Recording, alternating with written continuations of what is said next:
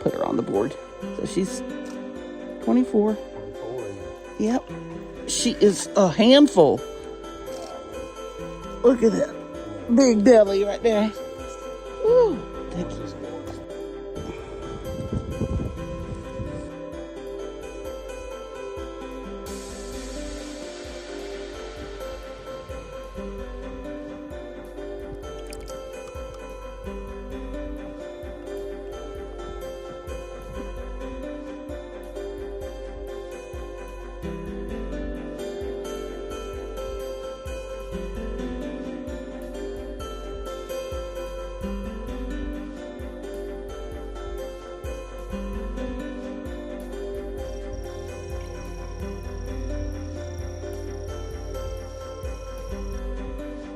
Okay. Now,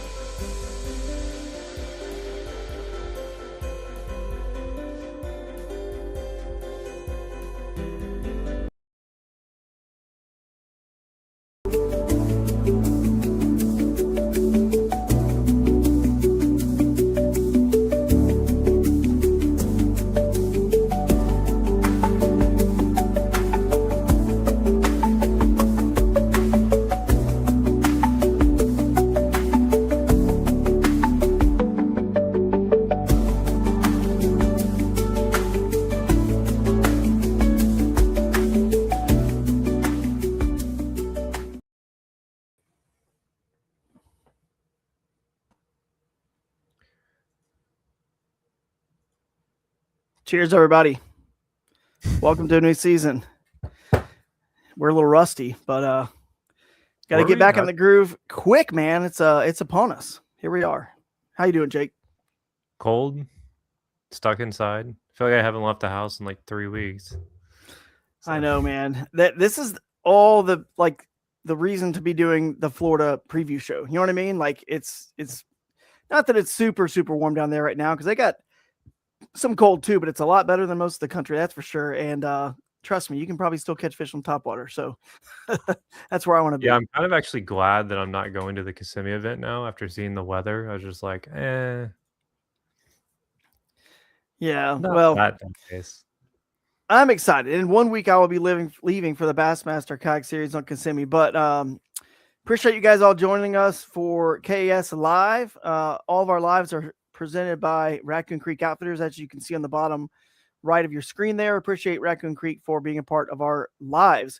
This is our Lines In segment presented by Sunline. We're going to chit-chat for a few minutes and then get to some news and notes and preview this Florida TallaBassee, like we're calling it, TallaBassee. So that was too easy. When I was naming this one, I was like, is this cheesy or is this good? And Andrew Hayes told me it was cheesy. But Andrew Hayes from Tackle Talk Podcast, when I pitched it to him, he said, you gotta go TallaBassee. It's too perfect. So that's what we're doing. So TallaBassee. Anyway, it's gonna be a good show, guys. We're gonna let you guys hear from our official kayak sponsor. So we got Brian from New Canoe that you and I talked to earlier today, pre-recorded segment, about 10 minutes chatting with him. And that's going to be our donation kayak for the charity this year, which is the ACA, American Canoe Association. A bunch of you guys out there certainly have wanted to get certified in kayak fishing and safety and instruction. If you're a prominent figure in the kayak fishing community in your region, you need to get certified. And it costs money. It costs it's probably more than $1,000. I don't remember what it costs. I got certified and it was lodging, couple-day weekend training, but you get excellent instruction by an accredited third party. And we are going to raise money through the kayak raffles this year to help you get certified without a dime coming out of your pocket if you want to do it, because that's going to help you be able to teach more classes in your local community there in where you live, and then save more lives, because we are tired of kayak anglers going missing and things happening. It's just been too many lately. So that is our charity for this year. We'll talk to Brian, and then got some viewer voicemails on a new segment, including one from our Visit Tallahassee partner, Taylor, who's under the weather, but he left us a voicemail. We're going to talk to him live and in person, but Unfortunately, couldn't make it, but we'll definitely see him at the event. But and then we'll talk to some anglers. You guys are going to hear all about the eligible water. We're going to pull the website up, look at the map, talk to the anglers about the rivers and lakes, and you're going to be blown away by the size fish that you're going to be catching down there. And many of you guys, I see you're all piling in the comments, are going to possibly need to go buy a longer catch board, and you'll see what I mean, because we have a extremely, what do you say, Jake? Extremely high intensity media intensive live stream tonight with a lot of photos and videos of giant bass. So get cozy by the fire if you're somewhere cold, and enjoy this one. All right. What do you say? News and notes? Want to just start there? Yeah, let's just get right to it. This is a preview show. We don't have time to chit chat. We want to get this stuff quick, and news and notes here. Let me pull them up here. I will be at the Columbus Fishing Show this weekend. I'm speaking on Saturday or Friday at like 1, I believe, and then Saturday at noon. So you can check me out there if you guys are at the Columbus Fishing Show. Happen to be over there. This is the Newport's News and Notes. Thanks for switching that over there, Jake. So appreciate Newport this year for coming on board and sponsoring the KAS. So next note here, I want to mention, hey, shout out actually in the comments if you're coming to the Columbus Fishing Show. Give us a little shout out, and Raccoon Creek will be there for sure again. I'm not sure if Loveland's coming or not. Usually they're there, but a few different kayak, shops will be there, so that'll be a good time. Kayak rigging contest with Raccoon Creek is always fun. So always a good show. Pack show, always. I'm sure it will be this weekend too. They moved it up from Super Bowl weekend. That might help. Let's see. Next here we got last week or 2 weeks ago, whenever it was, 3 weeks ago, we had Keith Stevenson of Kayak Angler Magazine on, and he almost was allowed to announce this or talk about this, but he wasn't quite. So I'll shout out Keith and Kayak Angler Magazine, our official media partner, one more time. And that's what he wasn't really allowed to say. They're allowed to say it now. They are our official media partner for the Kayak Adventure Series for the season. So if you guys are out there, and look, if you got sponsors, you don't have sponsors, it doesn't matter. If you're just doing this thing for fun, you fish one event, it's still cool to see yourself in the magazine, right? On their social media, in the print magazine, on the digital website. Well, that's what's going to happen this year. They're officially covering the events. They're covering the Angler of the Year, the Team of the Year, all of the end of the year races are going to cover it. You're going to get a big spread in the magazine. It's going to be pretty cool. So Kayak Angler Magazine's really, really stepping up big and covering the KAS this year. So that's pretty cool. And speaking of Keith again, with D Hooker, we talked about something offline. I told you about this, Jake. This is pretty cool. The a segment, we're going to have a little graphic for it, but I wanted to announce it now because I think it's pretty cool. It's going to be called Unhooked by D Hooker, and it's going to be a new bonus category. Again, see a theme this year. We're spreading the money out, the wealth out, the prizes out in a little bit different way where, like I said, 25% into the field where, the winner's still going to win a ton of money, right? But is it really matter if it's 6,500 or 5,000 or whatever, you know what I mean? Like 4,500, it's like they're still winning a lot of money, but we're going to spread that wealth deeper into the field. That way people just can come to these adventures, have a good time, and get a little bit extra covered. And one of those things we're going to do, I don't know the amount or how it's going to work exactly, but Unhooked by D Hooker is going to be, you guys submit your best video from the week. I don't know if it's just the tournament of the week. We'll figure that out. But the best video of a fish coming unhooked. So obviously the D Hooker tool is to unhook yourself, right? But we want to see the best, because it's relatable, right, Jake? And that's when we all lose fish. I mean, so Unhooked by D Hooker is going to be a chance for us at the awards on stage to show off the best video clip of you guys losing that fish, which probably cost you money, maybe the win, but a little redemption. It's you're still going to win a little something for having the best video of your heartbreak. So still good content. Another thing that's going to happen at the Leon County event, this Visit Tallahassee and Leon County, that we're going to have a graphic for, and you'll see, we'll put it on the bonuses and contingencies part of the website. It's called the County Bounty. If you stay inside the county, and this is probably going to be at most, if not all, the events, you stay inside the county that is hosting us, which that's the whole point, right? They're bringing us in so we can stay in their county and hang out and, eat, drink, be merry, buy groceries, gas, whatever. So the County Bounty is a $500 bonus if you stayed in the county. There'll be some fine print. It may not be able to count, you guys sleeping in your truck for free, of course, but if you're staying in Airbnbs and hotels and campgrounds like that are, official campgrounds, not some primitive like $5 thing or somebody's backyard where you pay them, that's going to count. So the county bounty, $500 extra is going to go to the winner or the top placing person. We'll get the details.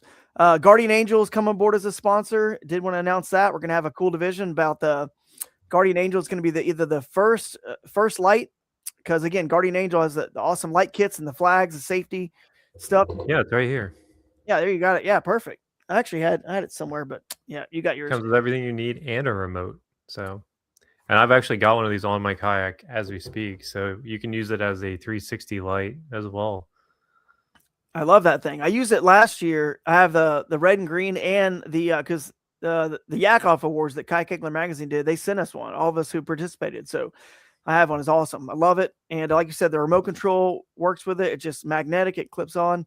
Lots of ways you can mount it actually, but we're going to do a cool category. It's Guardian Angel first light and maybe even the last light on Friday. But what that means is the first bass. It's the first bass, right at first light, and then possibly even the last bass.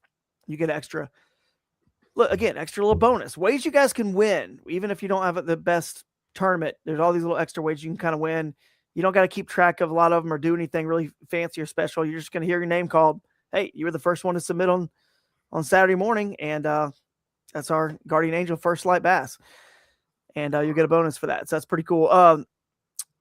You guys in the comments can talk about this, and maybe, I don't know, Jake, if you're watching the comments, but the New Primal is our official like beef stick sponsor this year. The New Primal, if you've ever seen those at gas stations, really cool brand. And tell me if you guys like this. The New Primal Next Up division. So instead of calling it high school or college or youth, we just never could figure out the right name because we want to kind of include, younger kids that aren't even in high school yet. So if you call it high school, that doesn't really work. And then, you kind of want to get some kids that are even in the college age there. They've kind of been wanting, but it's just too hard to do like a youth, a high school, a college, especially when we don't have enough numbers to probably warrant that yet. So kind of grouping them all together, maybe 20-year-old and under.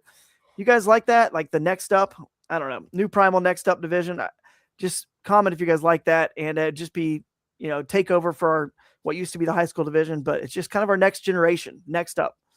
So, 1099s, is that what they're called? Where we got to send that stuff over. If you won $600 or more, they'll be out this week. So hang tight. We'll try to get those emailed to you guys this week from last year. And then we'll try to get some payout charts up for you guys for this year too. So you can see the difference in paying deeper into the field and how that affects the payout charts. So that's all the news and notes. And appreciate you guys for listening to those. And Jake, anything else to add? No, I think we hit on everything. So cool. We can do the video. I think that's probably the most logical step here before we bring people in. Let's do it. Let's play this pre-recorded video with Brian from New Canoe, and we'll learn a lot more about their donation and about some of their newest products. What is going on, man? You are representing New Canoe. I love the fact that we get to have you on the show because in the past 2 seasons, we've had the owner, Blake Young, on the show. He's an awesome guy. We love Blake. He was at the event last year in Ocala, and it's just nice to have, different person from the brand, and he's on vacation, so you're taking over. So tell us a little bit about yourself and what you do at New Canoe and where you are located. Yeah, absolutely. It's great to be here in Blake's stead. He's off, like you said, having a vacation, so well deserved, and I'm stoked to be here. My background with New Canoe, I started around 2019, so I've been there for 6-7 years. Changed roles a number of times. I currently, it's New Canoe, so we all kind of wear a lot of hats. Yeah. I'm the marketing manager. I also run the headquarters here in Washington State, where we're located. And then I'm also the team administrator. So it's kind of the 3 big roles there. So encompasses a lot of things. There's a lot of different directions we're going all the time, but I love it. And a big part of what I do is product design and then also running our photo shoots. So it's great to see the product start and then get it all the way to the end and be able to help showcase it there. So, yeah, that's awesome, man. Yeah. So Blake just coincidentally took off on a vacation, probably somewhere nice and warm during the middle of like an ice storm or nearly snowing in northern Florida where he lives now, I guess. But anyway, maybe he was at the Seahawks game. Who knows? Hey, no, he's like down in the Caribbean. He's having a great time. He's fine. Yeah, not too worried about him. So, no. But Jake, what do you think, man? Should we touch on this new boat right off the bat? I think that's a good place to start. I mean, people are talking about it, right, all over the internet. So you guys just launched something new, the Max, right? Unlimited Max. What was that? Like got that UMax month or two ago, or it didn't seem like it was too long ago. We started shipping in January. We released it fully to the public in December. I am beyond stoked for this model. I was excited for each one, but this is a really well thought out model, and it is killing it. When the design started, I didn't know if it was going to be my favorite boat. Like, I was in love with the Unlimited. I ran the UMax, the U10 a lot. I run a lot of the coastal rivers up here, so big rivers, running wild down there. But as soon as I got the foam cut on this UMax, 13.6, 41 wide, it's I fall in love, man. It's almost like skiff-like, if that makes sense. We have these wave breaks up on the front. You can kind of see it in some of these photos, but it really shunts that water well as you're coming up through things, keeps a dry deck. And I didn't know that extra foot would benefit me as much as it does in my fishing styles, but it is phenomenal. It is a lot of fun out there. Yeah, it looks cool. You guys are the official kayak sponsor for our TallaBassee event. And, last year you guys gave away U10. Probably it might be U10 again this year. Who knows? We'll find out more later, but all the proceeds, of course, are going to go towards charity. And this year it's the American Canoe Association, where we're trying to raise money for scholarships to get more people, more kayak anglers certified in kayak fishing. So that'll be pretty cool, because then we have more people out there teaching safety and kayak fishing that are actually accredited. You know what I mean? We've just lost too many people lately. So that's pretty cool that you guys are going to kick off the season again down there in Florida. And we did see Tyler Bean. He'll be on the show later. So we saw him right here in this photo. He's going to touch a little bit on the boat, as well as he's fished some of the waters down there. So we'll hit on that again. But Jake, let's talk real quick about the size of this boat, because we're starting to see that the trend lately in the last few years has definitely been bigger, and KAS allows, we're diverse. We like to allow, big kayaks with motors and electronics and all the fancy stuff, live scope. We accept it all, of course. And then we like the opposite, where we love it. You could go just take a U10 and throw it in and still win without any electronics. So talk about the trends you've been seeing, Jake. And if you have any questions for Brian, go ahead. Yeah, I mean, we've seen, I think, pretty much every kayak retailer now, manufacturer rather, has made a bigger boat. And when I saw this, I was like, oh yeah, here comes another. But then I was really surprised by this kayak, how light it was for the length, the width, and the fitted weight. Like, the entire package, it's lighter than some other kayaks that are like not as long as it, not as wide. And I was really impressed by that. 100 pounds. It also paddles good, apparently. And I'll ask Tyler about that, because he's the one who actually told me that. But that surprises me. Yeah, definitely pretty cool. Look at that. You got 3 guys here on this one. So I think it'd be an awesome hunting boat too, which I know New Canoes, like that's definitely something that has always been part of New Canoe. A lot of people hunt out of New Canoes. Yeah, it's been a part of our DNA the whole time through. It's something we've seen grow in the last recent years. But I'm excited for the UMax to get into the hunting sphere as well. We have some great stuff planned, and we're trying to kind of keep eyes on that as we head into the 2026 season. So you should see some pretty cool stuff from the hunting side. That's cool. I like this page you guys have here, because it shows how diverse it is, with this quick connect thing. You might want to touch on what that really is, the quick connect. But look how many different options you guys have here for rigging motors. Absolutely, man. And our big thing, again, is to let you kind of choose your own adventure when it comes to rigging. We don't want to lock you in anywhere. So we have our quick connect system. So you see the EPS there in the top right. These are on unlimiteds, but we're in a work in progress. We'll get these updated soon. But what you have with that is your foot or hand steer. That's when you're seeing the New Canoe with 1 foot steering, which is awesome. Goes to the back, and with 1 pin, you choose whatever motor you want. 180, NK300, Torpedo, whatever it is. Also got the rudder option for you. You can drop on just a straight electric trolling motor, gas outboard, you name it, we got an option for you. That's pretty cool. I can actually touch on the hand steering, because Blake sent me the hand steering. He sent me a foot steer and hand steer. You may have, who knows, you might have been the actual one that shipped it or sent it, who knows. But I actually used that to help me get 10th place at the Bassmaster Kayak Series Championship in Lake Fork. And I've got a whole video showing it off, and I mentioned it's the New Canoe hand steering on my YouTube channel covering that event. So if I can pull it up, maybe I'll find it if in a minute, find that video. But it was pretty cool because I actually did like Guillermo does. I took a page out of his book when he had that PVC pipe on his to extend it up so I could stand, because I run the Torpedo. So I used an old Bending Branches paddle. So it was like a broken one that was, so it's it's even much lighter than a PVC pipe would be. It's just so light and it sticks up, and just able to, crank on it while I'm standing and fishing, and still have my stern mounted motor, which I prefer for rivers and the shallow waters and places I go. Cause you can, as a bow mount, you just hit something and you're done. You hit stumps and you just fly forward if you're standing or whatever. You can't really use those as well in rivers, places like that. So the stern mounted ones, you can see the obstacle and avoid it, but the bummer is you can't stand. So I loved it. I'm going to try to find that, Jake, at some point. Yeah, Jake found it. All right, man, you're on it. See, there it is right there. Yeah. And I talk about how I'm using it and I zoom in, you can just kind of zip around. So there we go. Yeah. That's a great option. Yeah. Guillermo loves his. The standing up, being able to steer, I kind of like stand. I end up kicking my foot steer often when I'm like running different places, but having the stick control there, it seems nice. I haven't tried it yet. Yeah. Very cool. I think it's just a nice blend, for sure. I mean, because we can't have two motors, and I think it's a little dangerous to have two motors, and KAS, we don't allow that. It's like, it's just the best of both worlds, so I love it.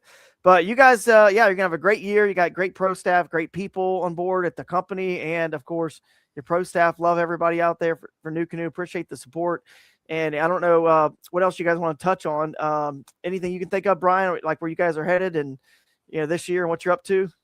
Yeah, I mean, it's one of those things that we're always looking to innovate and push forward, and the UMAX has been received super well so far. I'm excited to kind of get it on the water, like you touched on, pushing into new areas. So we have our ideas of where it'll sit in the market, but we also let the market talk. So we're excited for that. And then also always innovating, moving things forward. So be on the lookout. We're gonna have some cool stuff. Yeah, I'm excited to see the new stuff, and every year it seems like you're coming out with something that just raises the level a little bit more. So I appreciate you guys and all your support. And honestly, I mean, this is perfect, short, sweet. We got right to the point. We showed off the boat, and we're gonna talk to Tyler a little bit more about it later in the show. So appreciate your time and joining us, Jake. Any last thoughts here? Where you got, Brian? I think we covered everything. I think we did, man. I appreciate it, Brian. Maybe we'll get you out to one of these events, or maybe, just maybe, in the future we'll head out west for an event. People out west have been asking us to bring Kayak Adventure Series out there, and the Columbia River does look awful nice for an event, especially where it kind of makes that bend around the border of Oregon and Washington, and potholes, reservoirs right there. So the KAS style and format, you could have potholes, and the Columbia River, the Snake River, they're all right there because the Snake joins in that same area. And I've been out there one time and didn't really get a chance to catch the giant smallmouth in that river, but I know the giant smallies are there, so in the Snake and in the Columbia. So wouldn't you think that'd be a good destination? Oh yeah, that'd be a good one. A little under cap right now, so that'd be a good one. Would the northern Cali guys go up to that event if we had it right there? Come on, it's like one state away. It's not that right there, man. It's not far at all. See, I'm sure they want us to do something in their area, but the Delta's kind of overdone with other events, and it's kind of tough. These other lakes, they're all kind of done at some point, and there's not as many little small lakes and as many rivers as we have. And you got those weird laws too out there. Like some places you can fish in the river and wade, and some you can't. So, but maybe I've been looking at that area. So I don't know how far away that is from you. It can't be too far, obviously. So it's where I'm from, is that area down there. And it's beautiful. It's like we said, a little under tapped. So it's a fun fishery, man. Yeah. All right. All we can do is, they said, just build it and they'll come. That's what we did with KS to start, and people are coming and having a good time. So maybe we can start it over there and get Keith from Kayak Angler Magazine, who lives on the West Coast, to dip down and come help him see that one. So yeah, absolutely. Well, thank you so much for having me, and I look forward to working together more. All right, buddy. Appreciate it. See ya. Yeah. Thank you. All right.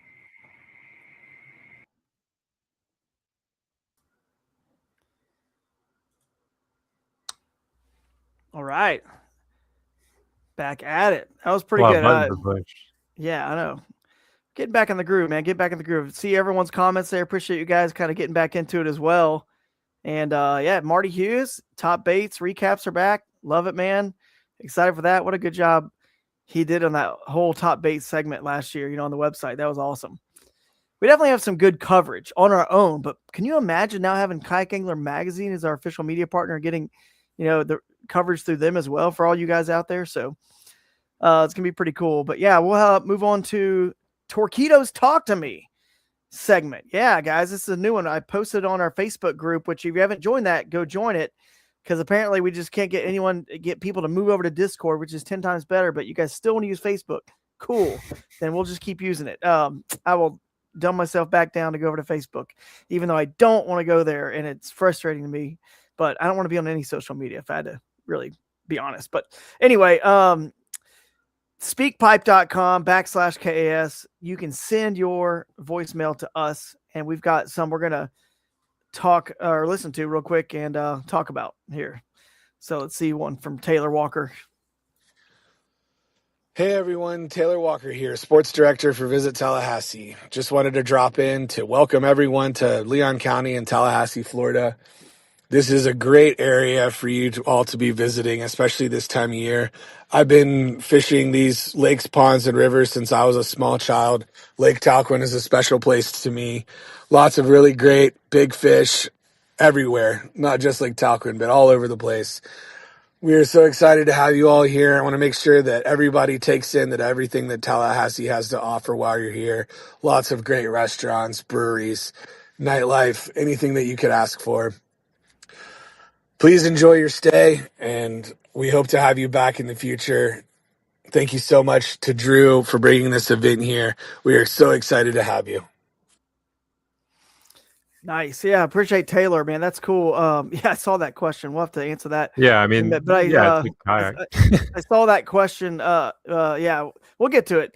But no, Taylor, it's cool that the sports director there at Tallahassee is a fisherman. He's fished all these lakes. When we contacted them about having this event, he got it. You know what I mean? He just understood what we were doing, and he loved it, and he knows how good the fishing in the area is. But of course, our format allows anglers to fish all rivers, lakes, and creeks around, and ponds around the area, whatever we choose, basically all the water types.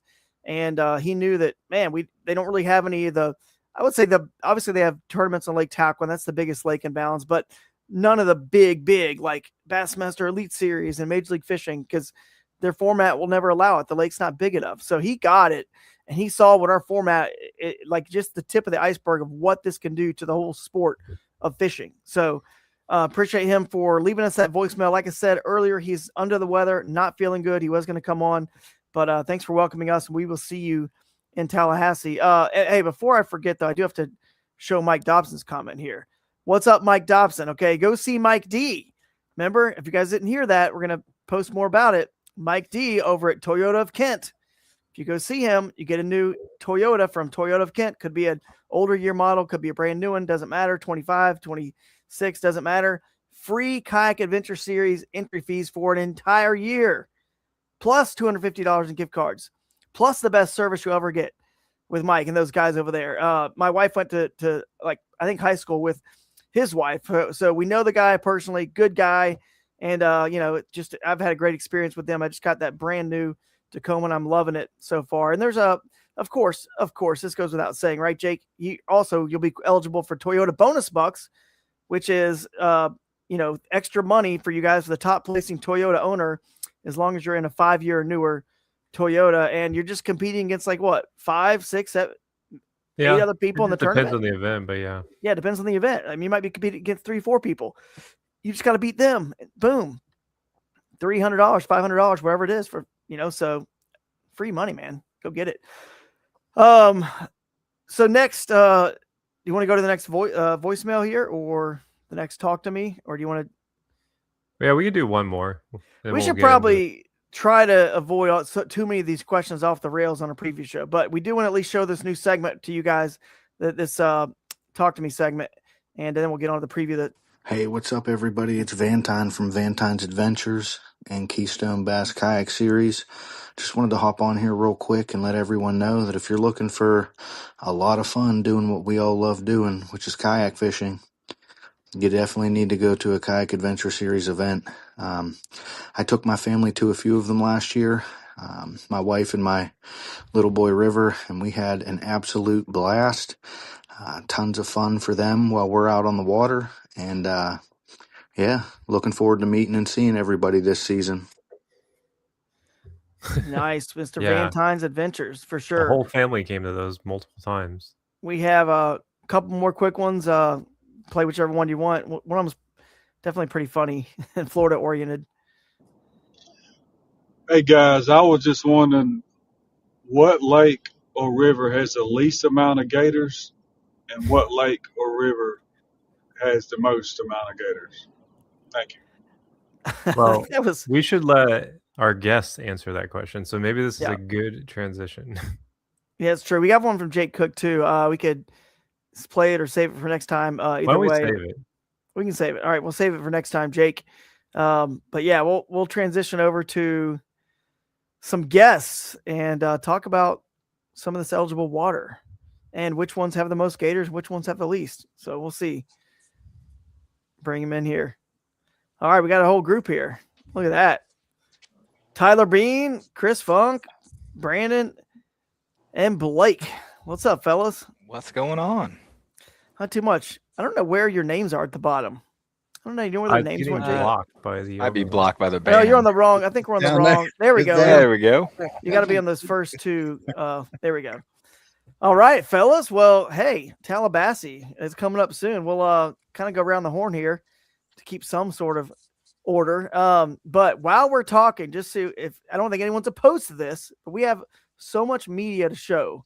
While we're talking about these things, we might be scrolling through some photos and some videos of some nice big Florida bass. So everyone cool with that? Absolutely. All right. So I don't know where to start really. Tyler, I tell you what, we'll start with you because we just did the new canoe thing we mentioned to you real quick. Just touch on that boat real quick because we can get a little bit of a first person perspective and then we'll get into some of the waters. So the Max is actually big. It's fast, stable, and can carry a huge load. So in a nutshell. Perfect. I think we had 7 guys standing in that boat at one point. So we had 1,400 pounds loaded down on it, and we're still free and floating. So it's just all right. Man, we got to tweak our rules, Jake.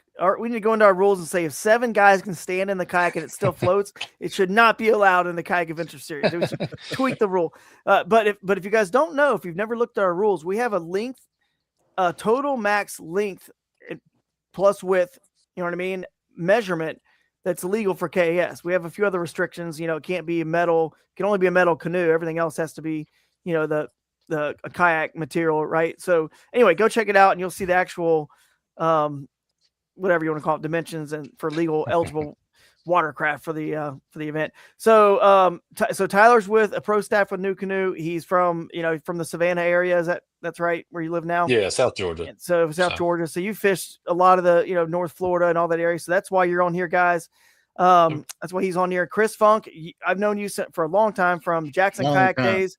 We've got a lot of photos here from you, from Gene. We'll try to show Gene's first because we already have them queued up, but then we'll show some of yours as well. But yeah, we fished down there together. You fished down there a lot because you're in Georgia, right there in the Phoenix City, Columbus. So you get down there. And if you guys don't know, Chris Funk is one of the best photographers, outdoor photographers you'll ever we're going to see some of those photos. Yeah, man. So anything you want to say about this event real quick before we get into more? I would say the gentleman that was concerned with gators, honestly, down there, to me, a manatee is going to be your biggest threat. So if you're paddling through any area that's brackish, make sure that you're making a little bit of noise because you do not want to surprise a manatee. Gators don't want nothing to do with you. I paddle the Okefenokee Swamp regularly where you're seeing, 250 in a day, and every one of them's bigger than the boat you're paddling. Down there, you'll see a few, but that is not the concern. The concern will be if you spook a manatee in shallow water, that is like getting hit by a fleshy torpedo. So that's what you need to watch out for. Don't be real stealthy if there's manatees around. That's true. And I actually, why is that showing up now? I was trying to show a picture of yours, but that's overriding it. There we go.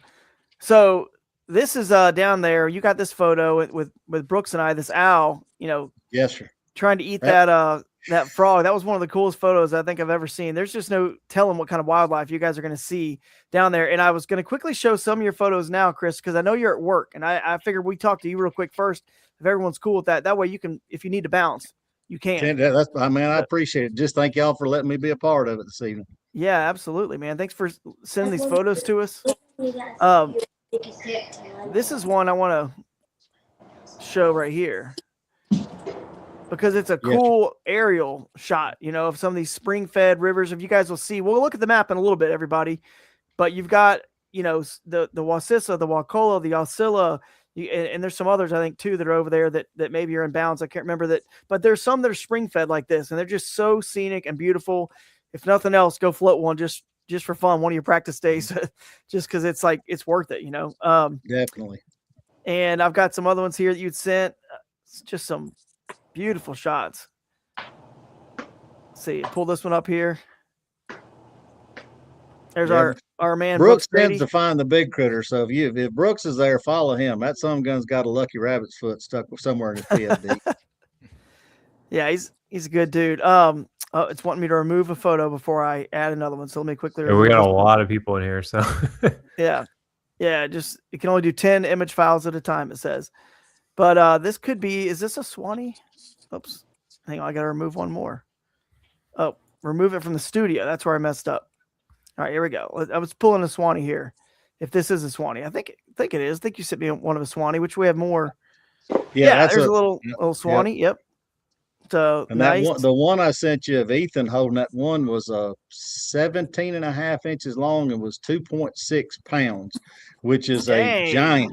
Like, I mean, I've tried for years to break 16.5, and I took that sucker down there one time, and he caught that whopper right there. There you go. That was a grown Swanee right there.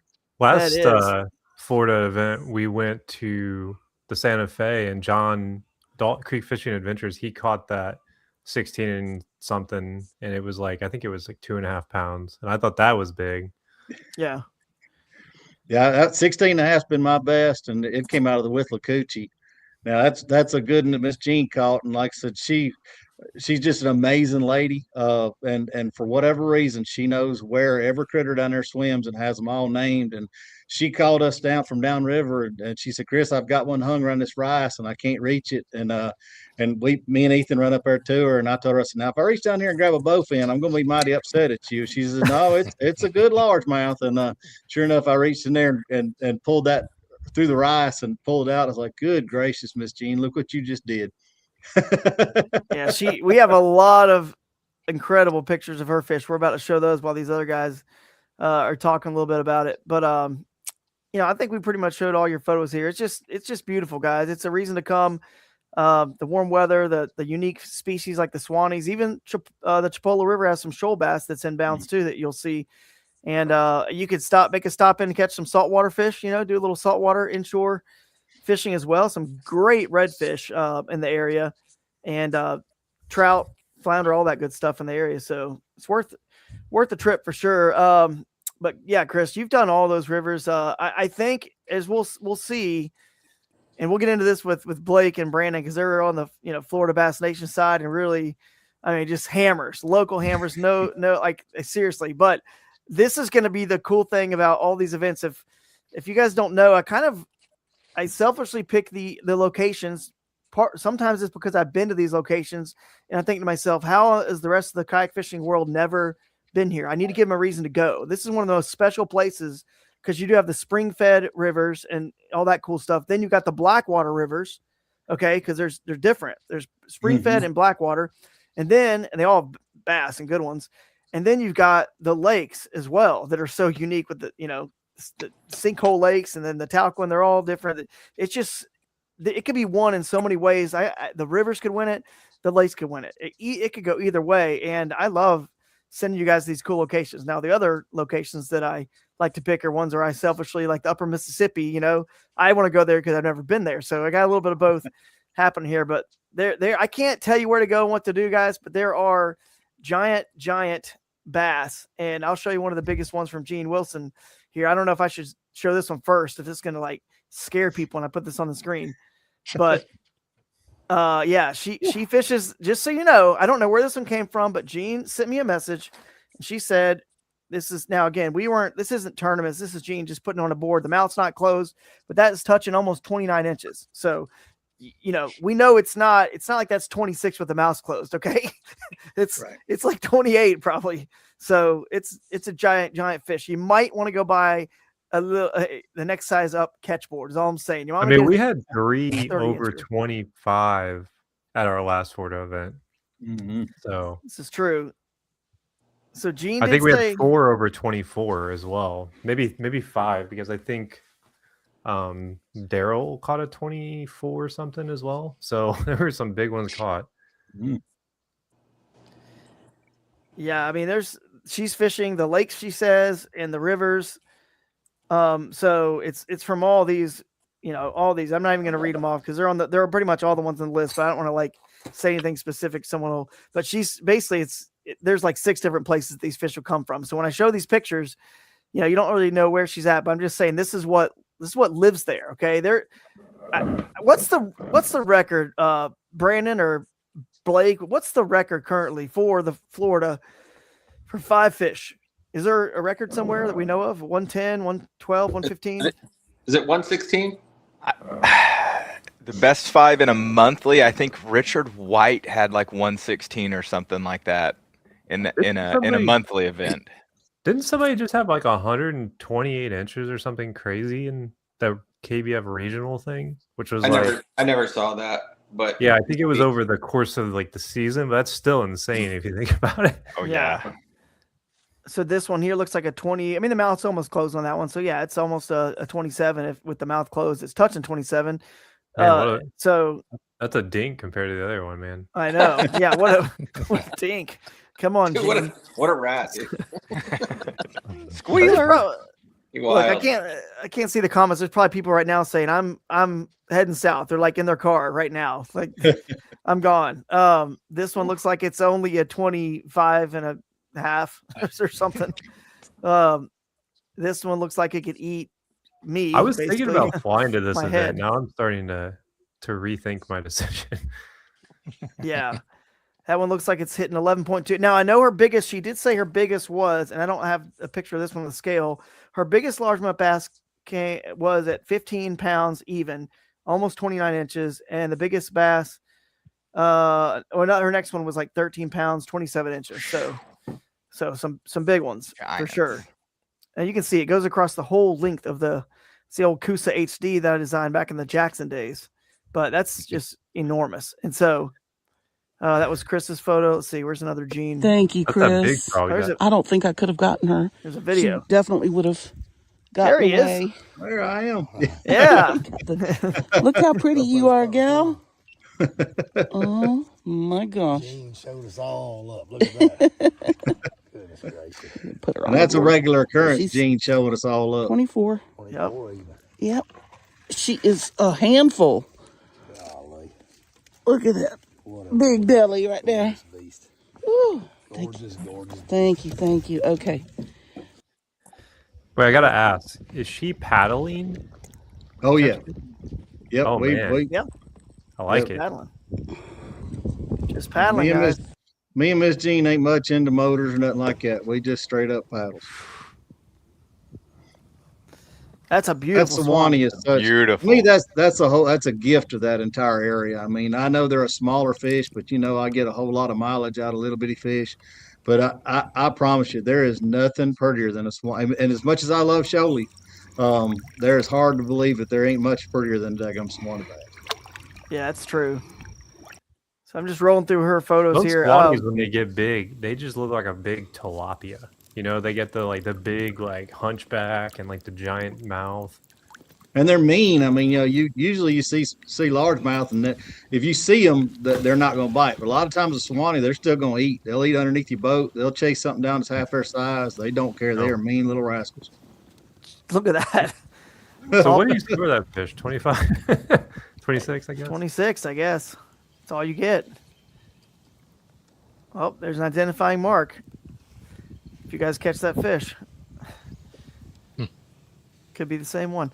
Oh, that's cool, man. That's a giant. Well, anyway, you can see Gene catches a lot of big ones in all the area. And these fellas right here, Blake and Brandon. If you guys don't know about them, they're always smashing fish. Brandon, you just got third on Seminole, right? For the Bass Nation event up there. So yeah, the duel with Georgia, it was a good event. We got messed up by a little bit by what you were talking about earlier, this Florida cold weather. And we're gonna get it all the way through next week too. So dude, that Kissimmee event's gonna be a grinder. Yeah, it really might be. Yeah, good. 35-degree weathers. Good, dude. I love grinders. When I won Havasu, it was a grinder. Dardanelle, like a lot of my wins have been grinders. They're not like these, blowouts. So I'm all about it. So let's grind away. I'm flying in for that event. So Jake Cook, shout out Jake in the comments, is driving down my kayak for me. So I appreciate that. In and out. Blake, you help run Florida Bass Nation. You guys are doing an unbelievable job. If you guys haven't followed those guys on social media, go check it out, because this is, going to be an incredible. What, like your second season running it? Is this second or first? I can't remember which. I came in a little bit at the end of last year. Our year starts in November, so we were wrapping up. We actually started our season, when you guys were freezing. Yeah, that's true. And you guys recently, was it a Florida Bass Nation event, but there was an event that was on some of the lakes and bounds, or at least one of the lakes that's here, right? Yeah. Brandon, talk about that event. Brandon crushed them. Yeah, I fished. So we had the Florida Bass Nation event was between Iamonia and Miccosukee, which are two of the lakes here. And yeah, it's awesome. One of the biggest bass. I caught a 25 and a quarter from Miccosukee a couple years back.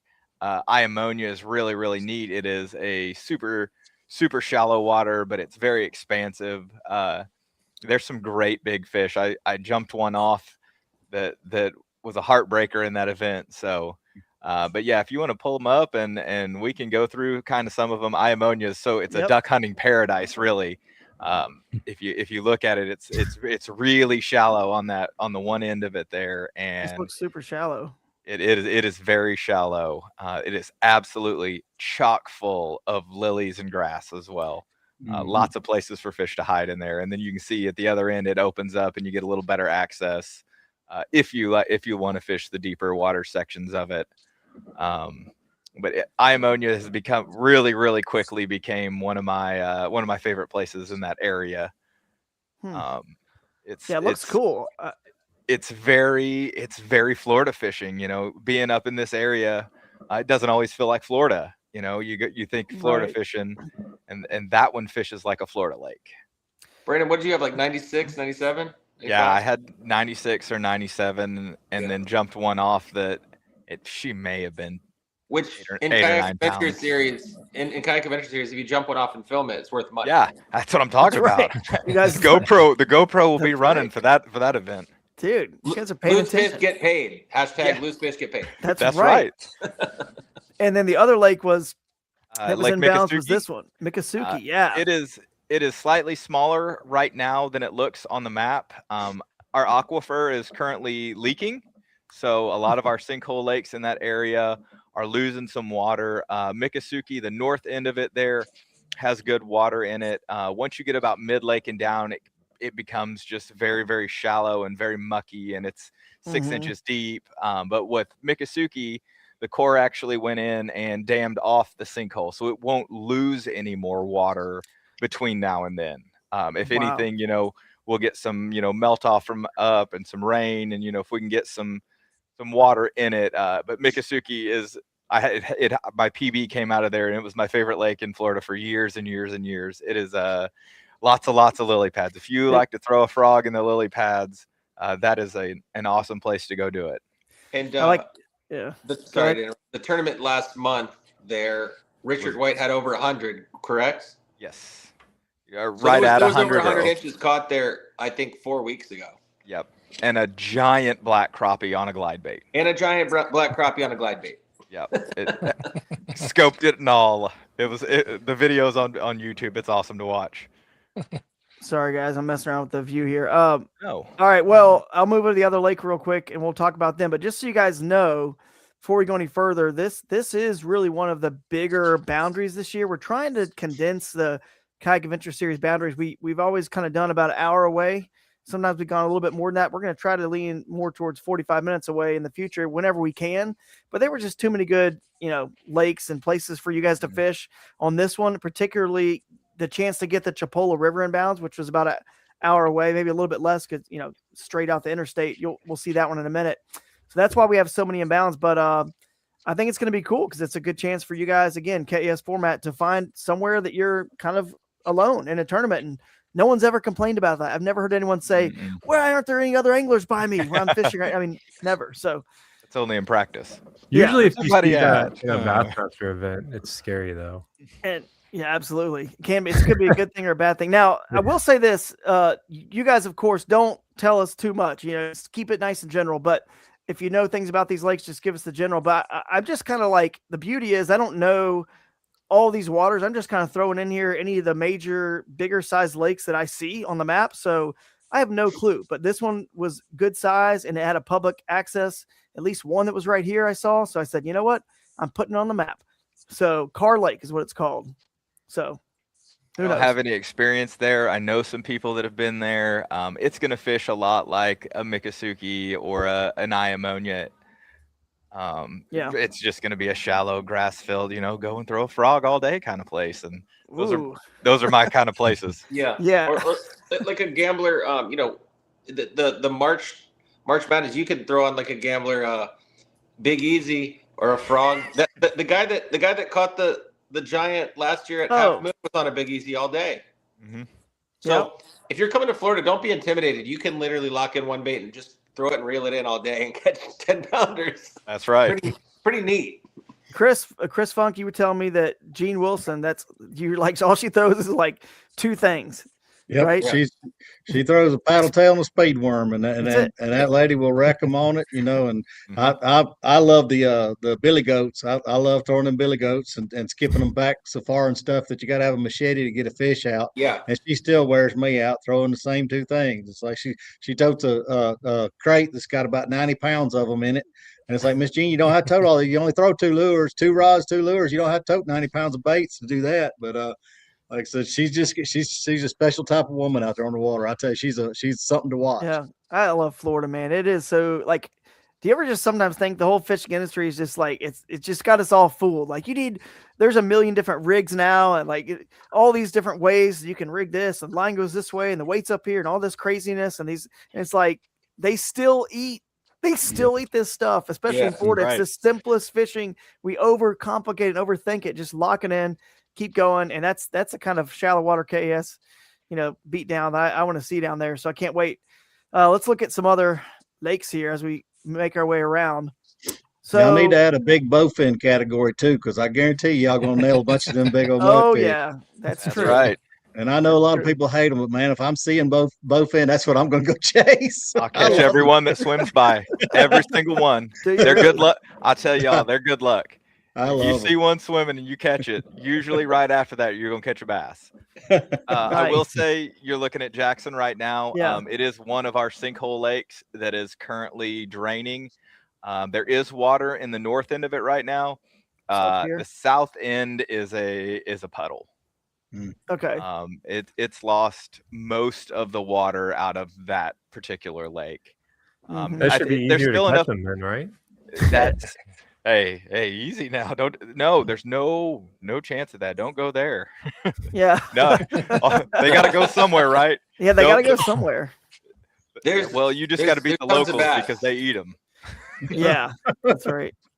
Now, when the tournament gets closer, Drew, we'll through the Bass Nation outlets, we'll filter out videos. I mean, we want everybody that comes to this event from Florida or out of state to catch fish. I mean, it's a competition, but last year when I did this event, I was, bragging about to everybody how fun it was and how, I'm going to do my best just to get a bunch of people to come out because personally, I was born and raised in Florida. I'm 41 years old. I haven't been to a lot of these lakes myself. So I'm actually, for me as a Floridian, I'm actually going on an adventure myself. So yeah, kind of cool.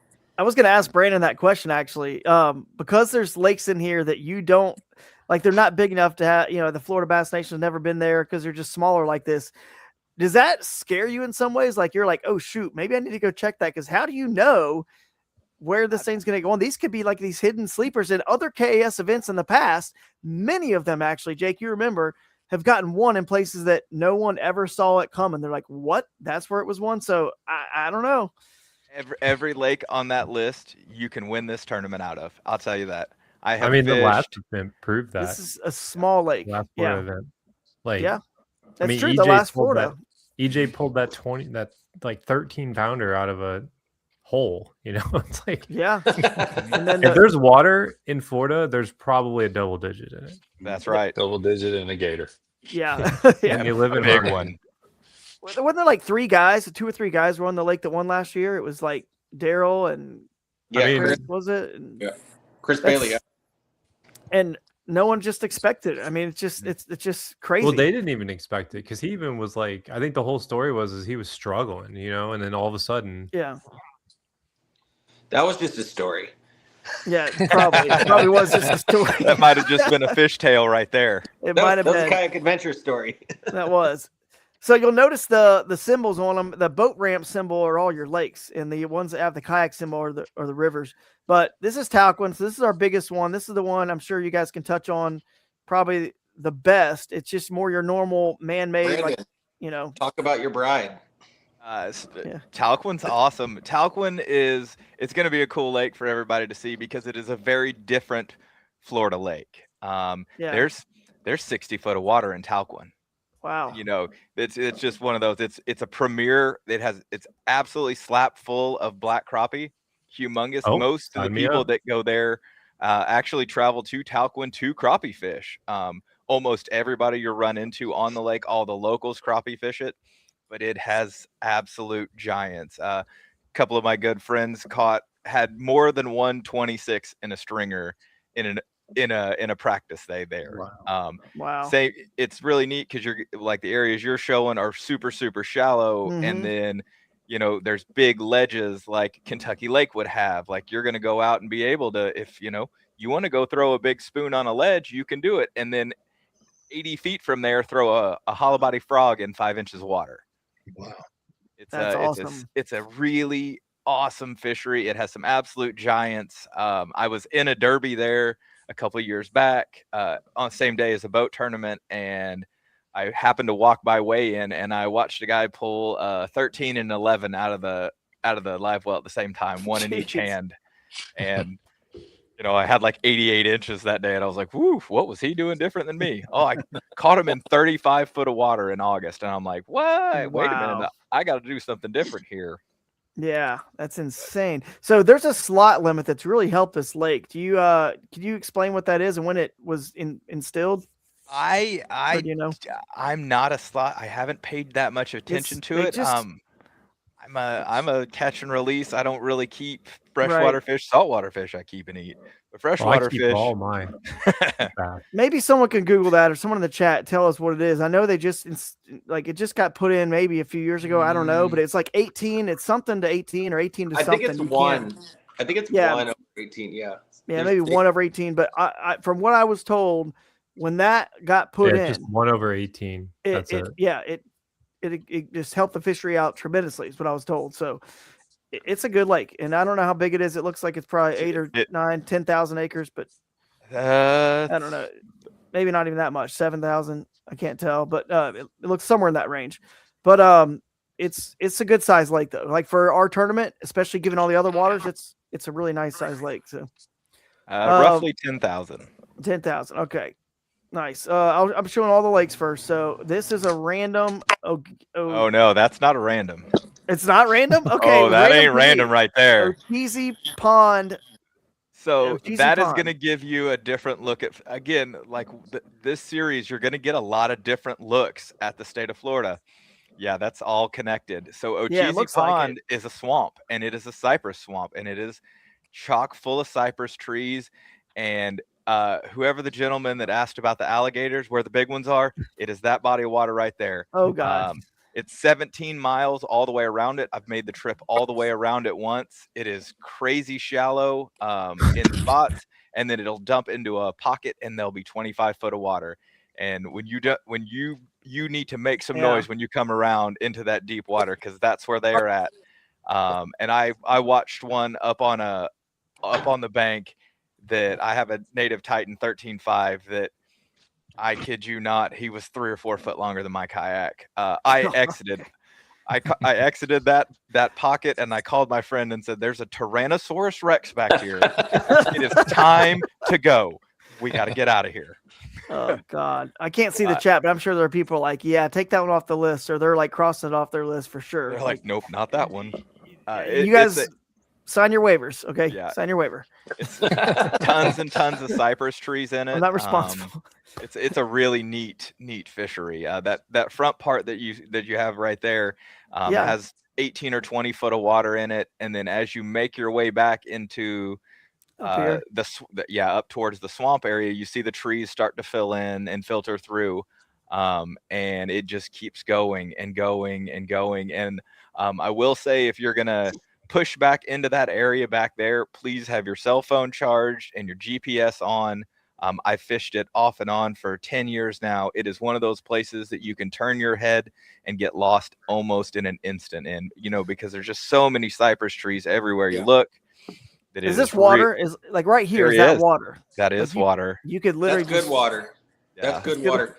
Yeah, and you can sneak off into all of that. No way. Something popped into my brain too, Brandon. At night, since this series is going to be like an evening on day one, that's important, to bring up at the end of the night. Getting out of there in dusk and in the evening is important. So I'm glad you brought that up. Get your guardian angel. Make sure you got your guardian angel light for sure.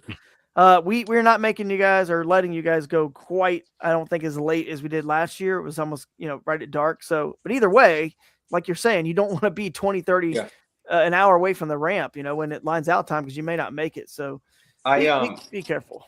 I made notes in front of me. I wanted to touch on that though, because people that haven't fished this series, Florida's evening bite is nuts. It's nuts. It's nuts. So this is the only tournament that I've ever been in that allows you to get the evening bite. So, if you're practicing and you're like, oh man, around 5 o'clock, I was catching them real good. This is a tournament where you can catch them on the clock real good at 5 o'clock. So that's pretty dope. I like that.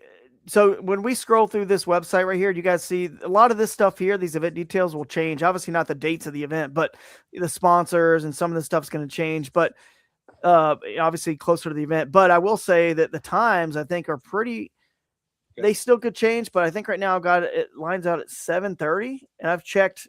So that's going to be pretty, it's still going to be getting pretty close to dark. I think I made it maybe sunset is a little bit past then, you know what I mean? But you still have light after sunset too. So you'll have enough light at 7:30. Yeah. Sorry, Blake. Yeah. Go ahead. No, I don't think it's gonna be a safety issue. I'm actually really excited about that. I fished last year and caught all my fish in the last hour of the first day. I was like, sweet. Yep. So that's cool. I dig that. I would have never imagined doing that, but there's a lot of things about the series that are different and in such a positive way. So I really just want to put an emphasis on that. More when we get closer. I'm gonna personally message people like I've been doing for Kissimmee. There's a lot of people that I'm like, don't talk to me if you don't sign up for Kayak Adventure Series. Don't talk to me after March. Don't act like you know me. That's right. Yeah. Well, they're the ones who are gonna miss out. So there's no doubt about it. Like this, this is a crazy, weird, just mill pond here. Merritt's Mill Pond. Again, I don't know any of these places. I'm just like. And it's not my job. That's the winning lake. I'm calling it. It could be. It's up for you Merritt's guys to figure Pond it out. At one time had the world record shellcracker came from Merritt's Mill Pond before they moved over to Cal, and very large bass. That's where we actually shot the promo for Kayak Angler magazine on Merritt's Mill Pond. I ran it down there and met Jerry, the editor of the magazine at the time, and I ran them down there so we could shoot the pictures for them on the KAS HD. Wow. That's cool. I didn't know that, man. There's a kayaking place. Get up and go right there. So let me ask you guys this, because I saw there was a spring in that top right corner. Yeah. That's pretty cool. You're going to get into lots of springs. The whole thing is spring fed, and it's covered in duckweed and cypress trees, and pulling a frog through that duckweed, man. You just better make sure your heart's in good shape. That's right. I think it stays 72 year round. Is that true? Yeah. It was gorgeous, man. I'm telling you, I haven't been back, but I'm planning on it. But that place was beautiful, and the brim beds in there are so big you can see them on satellite. I mean, when you zoom in, you can Oh actually see my the brim beds on goodness. satellite. That's what I was going to ask about with the as I move to the I'm even though that dumps into the Chipola River, I think there's another lake or two to touch on. But let me ask you guys, I'm moving about the time of the year. We made this specifically in late March because we thought, last year at Ocala, it was a little, I don't know, like they spawn obviously all during the winter. So, but everyone was saying if this would have been a little bit later, maybe. And that's why we said, you know what, for the Northern Florida, for Tallahassee, we're going to make sure this is like the most primo time, even if it's post spawn, it's warm enough water, they're just going to be like back aggressive, but a lot of them will be spawning. So do you guys think spawning fish, targeting bedding fish could be a big player in this tournament? Brandon? It may be a touch late to get it. Yeah. I don't know that you'll run into you might catch the last wave. I was on Seminole, like we said, last weekend, and there was one that was caught off of a bed, and when I got up shallow, I found probably 30 or 40 abandoned beds because we had it get really warm for a couple weeks, and then the temperatures crashed out. We got a big moon on the 3rd. Yeah. I know in the spring fed rivers, a lot of times I see them starting. It seems to me like the Suwannee get a little harder at it before the largemouth, but I've seen them all on the spring fed rivers on bed in late February. Yeah. Yep. That's kind of the answer is yes and no. I mean, like somebody's going to run on them. You're going to see GoPro videos of people bed fishing. The answer is yes. Absolutely. Cool. I figured it might be a player for sure, and even if not, I'd rather be just post spawn. Right. Exactly. It's going to be it's warmer for you guys to be out there in the weather. Weather's going to be nicer. It's going to be just a better experience overall. So, Otter Lake, I have no clue. Just a random lake, and I think also, I don't know if we'll make a change or not, but we might add any of these other lakes if they're public. I just wasn't sure. But this is interesting. It's just a random lake in the middle of this near Panacea here. So who knows? That's probably all the lakes. I think I've covered the lakes. So we'll touch on some rivers. And we'll start out west here with the Chipola. So there's the way Kayak Adventure Series works. You've got an upstream boundary on a river, which is all these red, symbols here, kind of like a stop sign. This is as far up as you can launch on the Chipola River. Now you're allowed to still paddle or motor, north upstream, but you got to just launch there, and you can still take out, just so everyone knows, you can even take out further upstream as long as it's public. You just can't launch there, if that makes sense. So that's the launch boundary for upstream on the Chipola River. That's the river. I don't know how many miles we have in this river. Probably a good, 30, 40, maybe more. Who knows? Well, more than that, maybe. Does the Chipola also have Choctaw? I know it's got shoalies in it. Yeah, I don't know if it has Choctaw. So we got pretty much almost the whole Chipola, because then it just has a little bit more where it dumps in down here to the Apalachicola River down here. So we have a lot of it. And that is the last fishable population of shoal bass. If you are interested in catching a Florida shoal bass or any shoal bass, that's the only place you can do it in this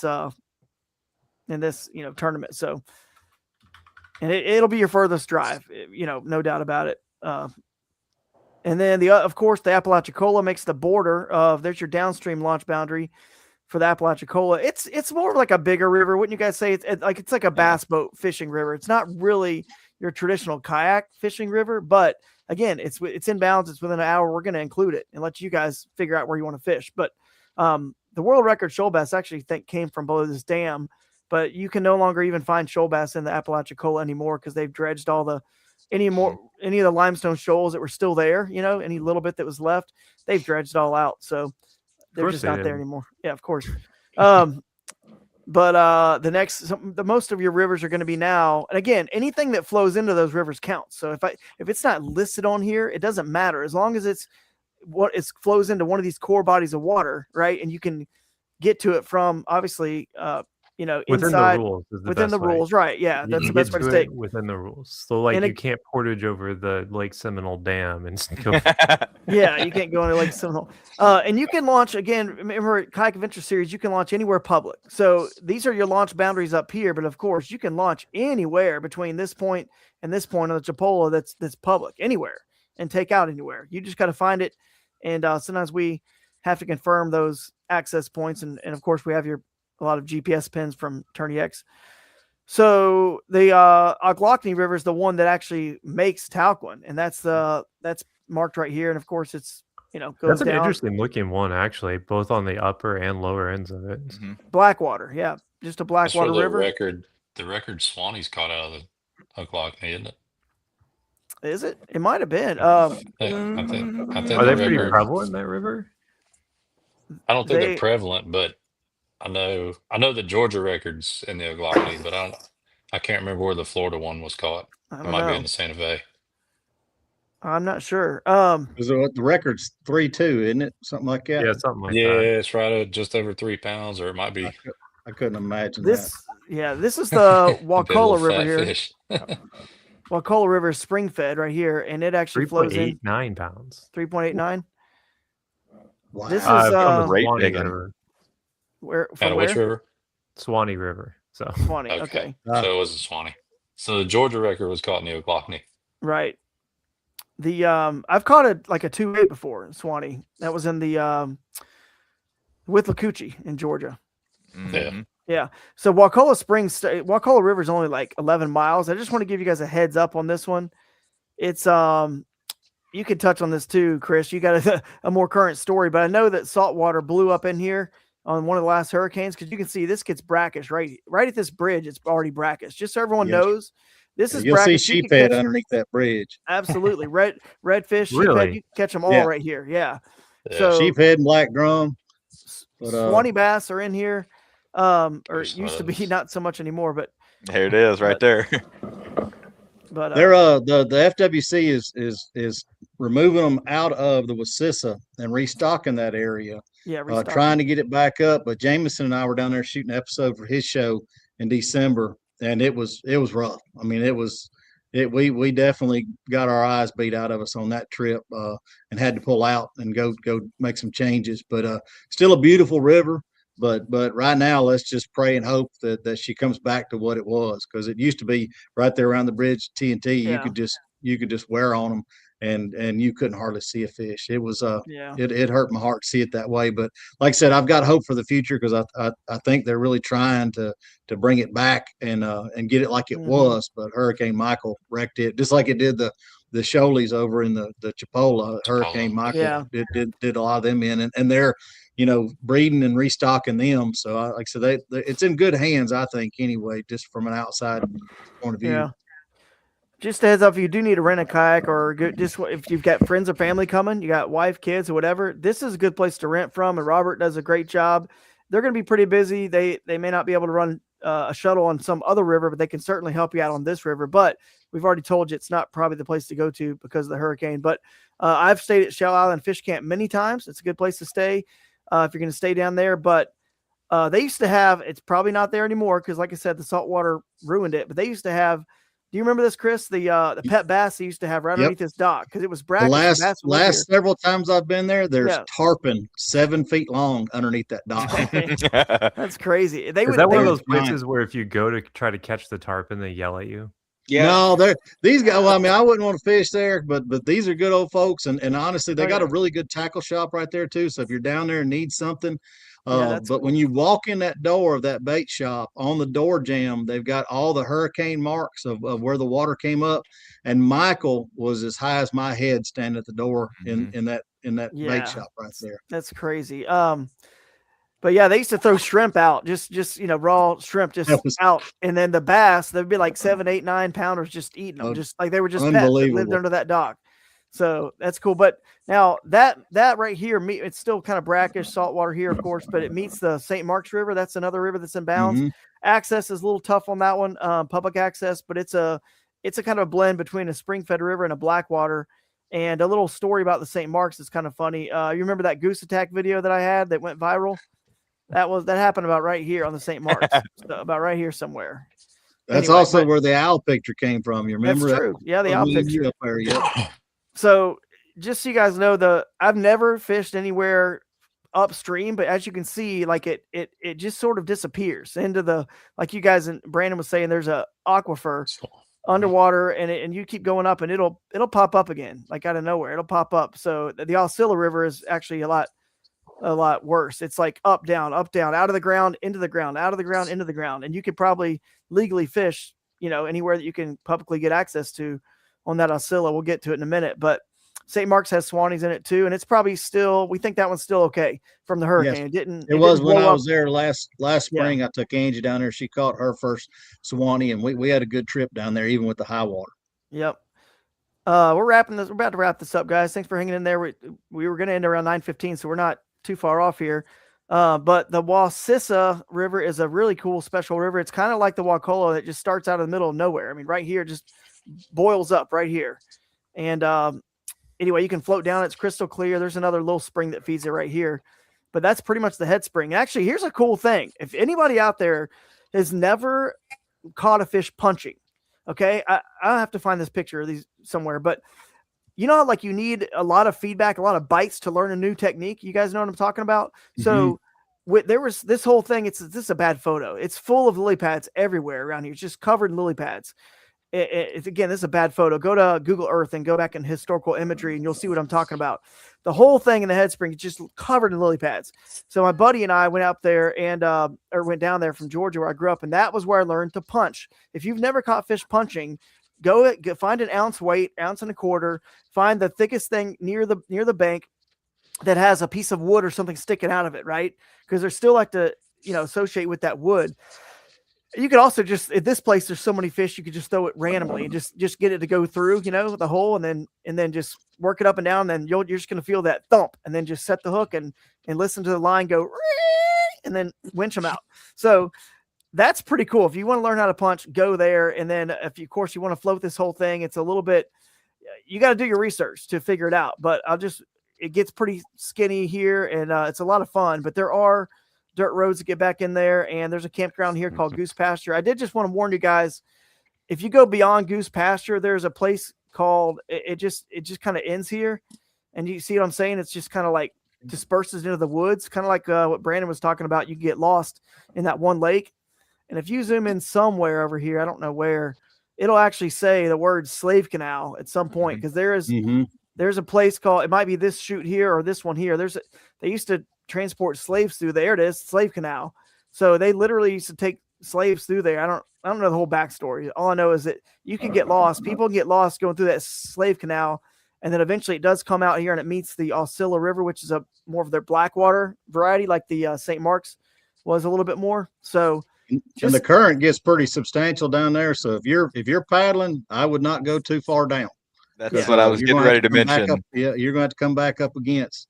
Yep. And Drew, the funny story about that punching, you punched when we went to the St. Mark's. Yeah. I don't know if you remember, but we were shooting the stuff for the cruise, and we needed fly footage. So I took a fly rod and sat there and watched you catch probably 100 fish punching while I was in the cheap seats with all them weeds with the dang fly rod. That is funny. I do remember that. That was a good time. But that river does connect with the Alcilla, which is our farthest eastern river, I believe. It's inbounds. Yeah. So the Alcilla, I'm going to zoom back in. You guys can see this. This is where it gets wild. The Alcilla River really is one of the wildest rivers you've ever seen, because it just kind of disappeared right there. It pops up right there and right there a little bit.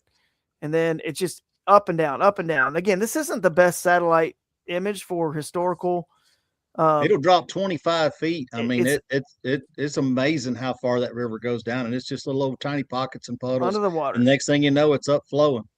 And then here it is right here. So on these dirt roads and stuff, there's a camp here, and it's kind of looks like it's just river again. It's actually got two banks again for a while, way up here in its northern part, and it just keeps going. But then it'll go under again at some point. You just got to do your research, figure it out, and it's a lot of fun. There's actually a small class. Well, in Florida, they might call it a class 2, but it's like a class 1. But there's actually a limestone rapid. A few places have little limestone rapids on that river. It's really cool. Just super, super wild. I actually saw a black bear down one of these dirt roads one time. I don't know where, somewhere in here, we were, fishing it, all these roads right here. And we saw a black bear, Florida bear. So that was pretty cool. And it's just a wild place. All those rivers down south of Tallahassee right there are just crazy. It's crazy, wild, big fish. So it can be very challenging, of course, but it's a photographer's playground. So if you want to take a break from fishing, take your camera, because there are some beautiful things to be seen. A lot of bird life. I'm going to leave the map, but before I do, I will say this is, in theory, we still have to get confirmed on this. The guy said he wants to have us here. This is where we're going to hold our awards and our everything will be here. Registration, check-in, the Bass U brunch. Wednesday's welcome dinner. If you're there on Wednesday, you want to come by Summer Smokehouse, we're going to eat there on Wednesday. Literally everything will be right here at a place called Legacy on the riverfront. It's a music venue. You can overlook the river. It's beautiful. It's right off the interstate. I mean, basically the interstate's right here, right above it. Easy to get to. So it's very centralized to, of course, all the water. So I would stay as close as you can to that area.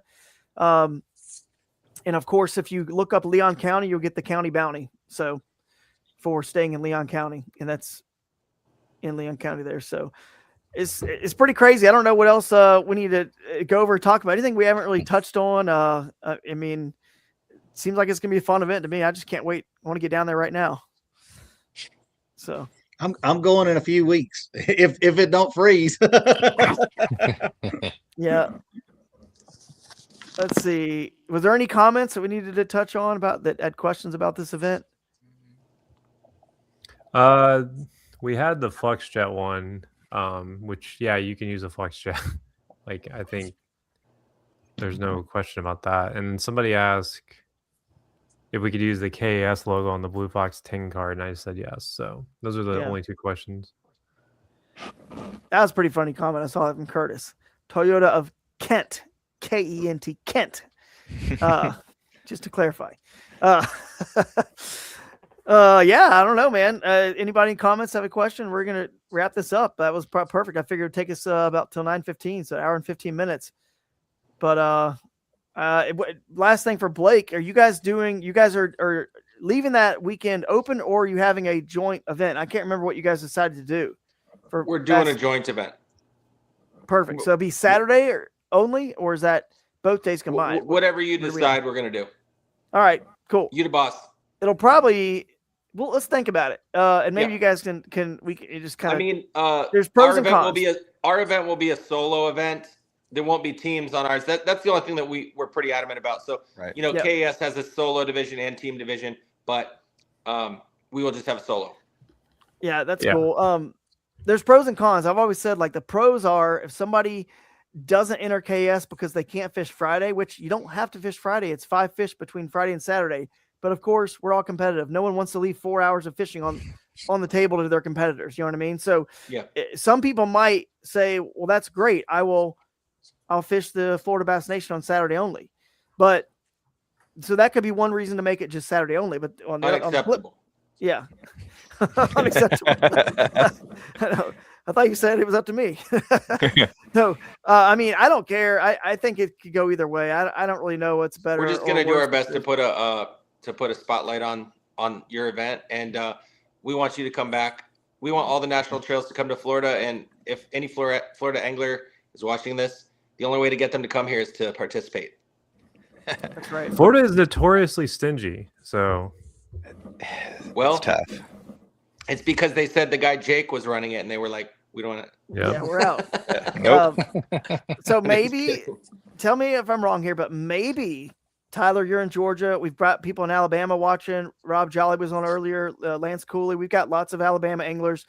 Dude, Tallahassee is right freaking there next to Georgia and Alabama. Right there, guys. So if you guys, Georgia and Alabama, I'm calling you out. If you guys don't come, and then if we can get, your Florida Bass Nation enough for you guys to come. And then, hey, speaking of which, anybody out further, Louisiana, Mississippi, even your East Texas, and it's not, your West Tennessee, it's not that far. It's like way closer than Ocala would have been. You know what I mean? So this is a good spot in Florida. I think it's a good spot to pick. So we'll see. Somebody, I hope we can change that, Jake, for you. I hope we can change. Yeah. I'm actually thinking about driving now because there's a lot of stuff on the map where I was like, oh, that looks interesting. That looks interesting. You can check it out on the way. You could on the spend way there. weeks there and never touch the same one. Yeah. I mean, it's just. I mean, it's huge. I was thinking that halfway through. I'm like, I'm so glad I'm in this chat because I'm like, this is cool.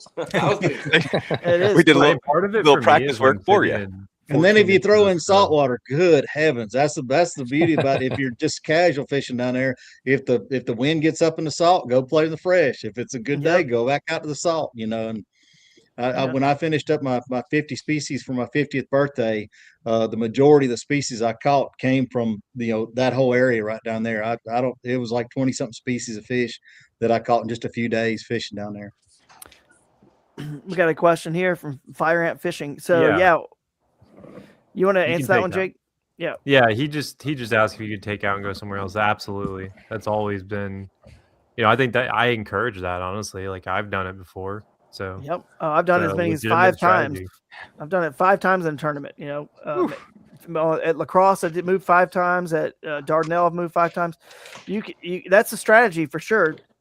And it actually really, I can see the future of kayak fishing where our vehicles and the tires and every brand and company that manufacturer that is involved around the vehicles. Our vehicles are as critical as the Mercury outboard and the Yamaha and the Suzuki is to the bass boat anglers.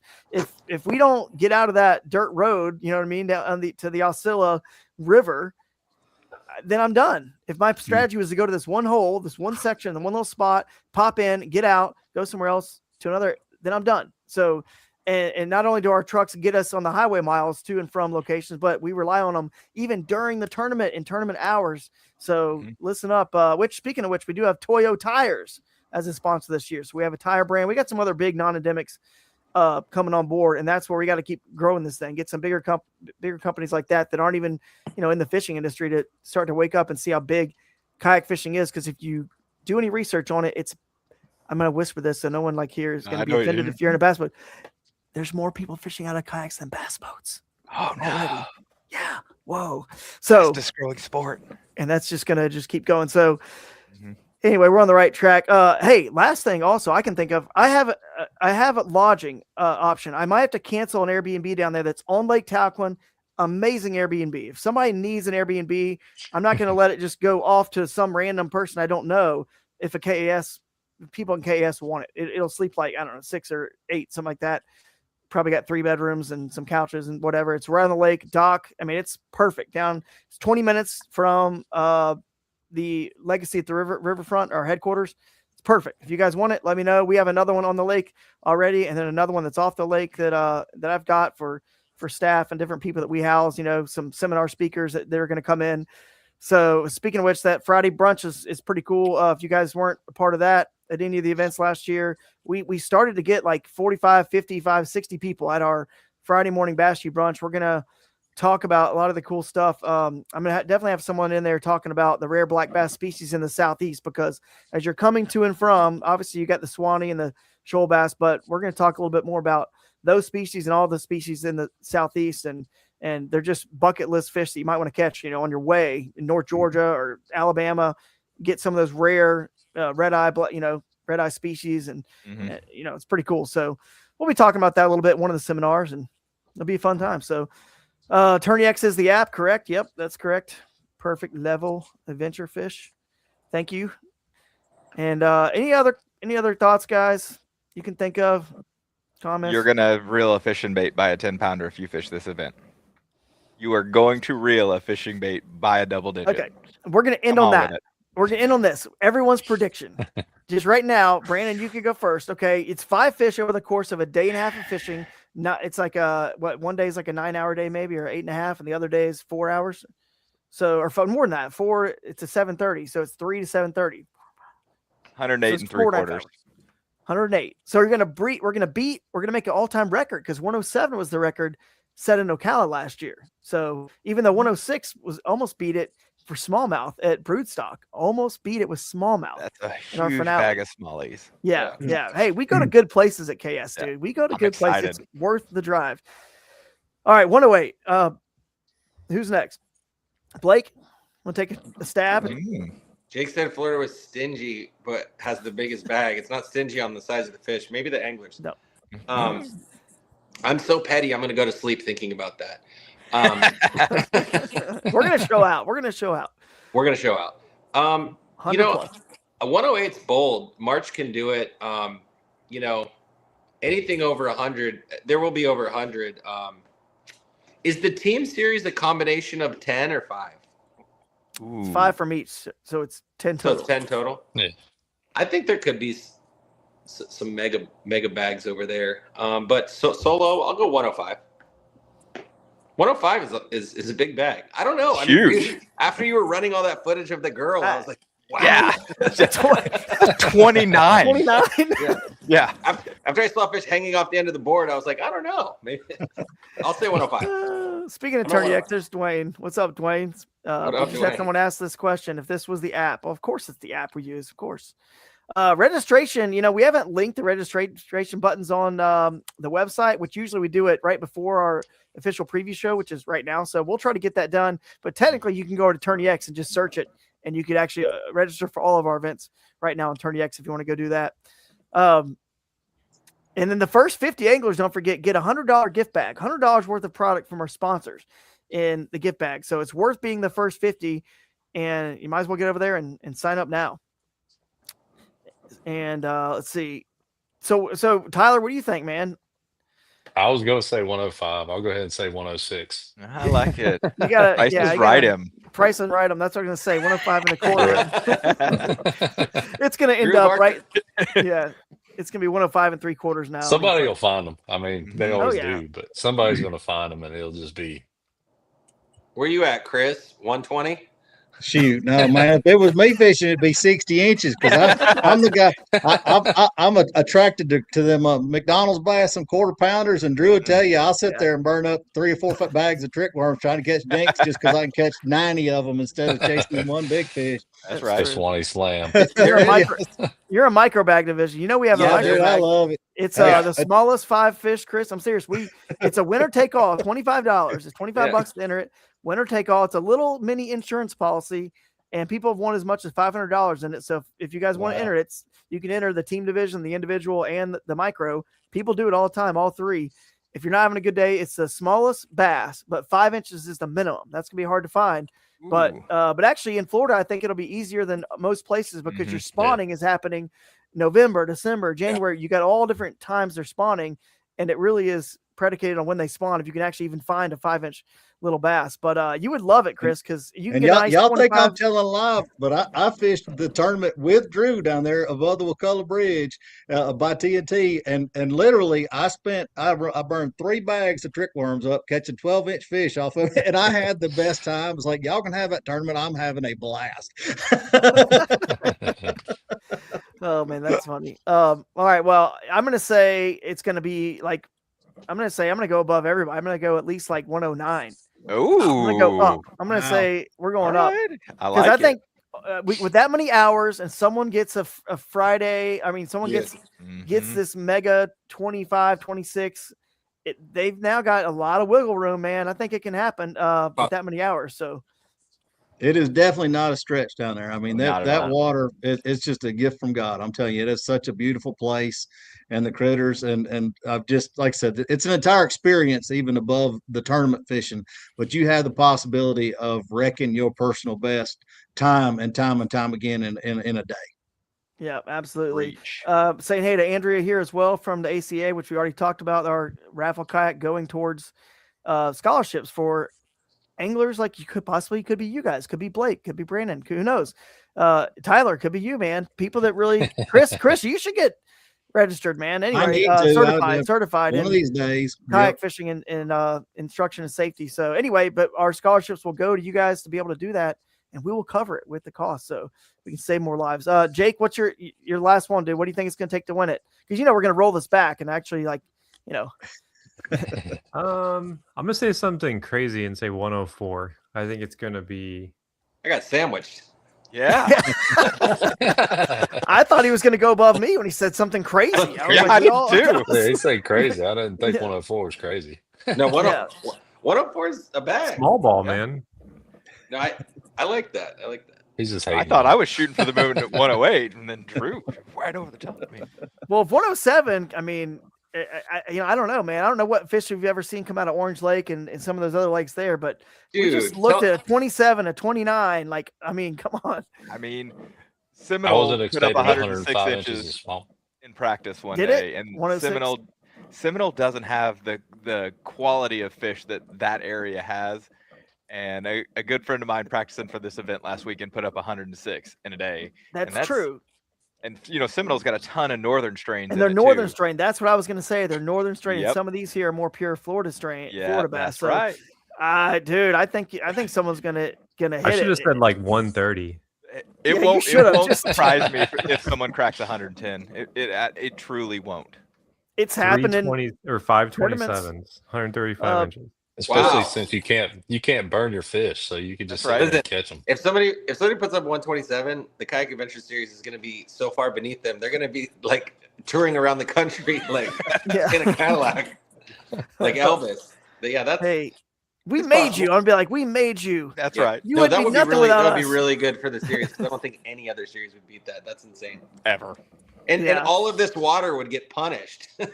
Yeah. Where were you? Yeah. We've never had an event won with less than 90. And that was only because it was a flooded, hurricaned out Susquehanna River one-day shootout. So we always go to good places. Even in Ohio, people poo-poo. The event was won 96 inches, man. It's great fishing. People loved it. Like, dude, this is underrated here. So we find the places that are untapped, untouched. And with our format, we can create a puzzle in this zone of these are the, you figure it out, electronics, no electronics, river, lake, creek. It's really cool, man. It's like the UFC. They all come together, all the styles of kayak fishing, and duke it out. And we're going to duke it out at TallaBassee. And appreciate you guys and your time tonight. We had a great show. So thanks for all the comments, everybody. And I guess that's about it, right, Jake? Yep. All right. I'm really bad at ending things. So someone else just end something.